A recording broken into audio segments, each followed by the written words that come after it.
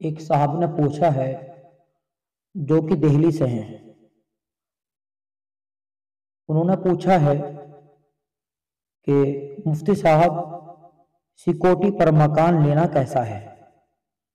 यानी हमने 2 लाख रुपए दिए, फिर मकान को वो सिक्योरिटी पर देने वाला हमें 2 साल तक के लिए दे देता है और फिर हम 2 साल तक उस मकान को किराए पर देते हैं और किराए वाला पैसा हमारा ही होता है, सिक्योरिटी वाले का कोई मतलब नहीं। और फिर 2 साल बाद मकान मालिक हमसे मकान ले लेता है और हमारा वो पैसा हमें वापस कर देता है।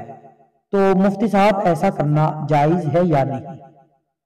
है दीन का ये मरकज़ मुफ्ती निशात आलम, ये दीन का तर्जमा है मुफ्ती निशात आलम।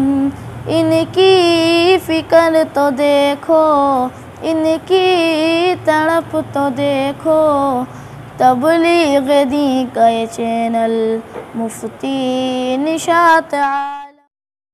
एक साहब ने पूछा है जो कि दिल्ली से हैं। उन्होंने पूछा है कि मुफ्ती साहब, सिक्योरिटी पर मकान लेना कैसा है।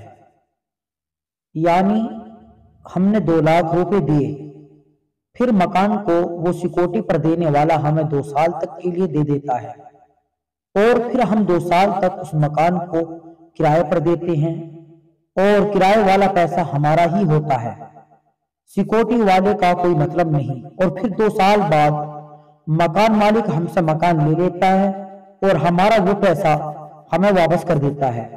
तो मुफ्ती साहब, ऐसा करना जायज है या नहीं? आपने जो सूरत लिखी है सिक्योरिटी पर मकान लेने की, यानी 2 लाख रुपए देने पर फिर आप मकान को ले लेते हैं, वो मकान आपका हो जाता है 2 साल तक। आप 2 साल तक जो चाहे करें, आप किराए पर दे देते हैं और किराया वो आपका होता है। फिर 2 साल के बाद आप मकान मालिक को वो मकान वापस कर देते हैं, अपने वो 2 लाख रुपए आप वापस ले लेते हैं। तो ये खालिस सूद है। इस तरह कर्जे पर मकान लेकर उससे नफा हासिल करना, ये सारा का सारा सूद है। इस तरह सिक्योरिटी पर मकान लेना जायज नहीं है।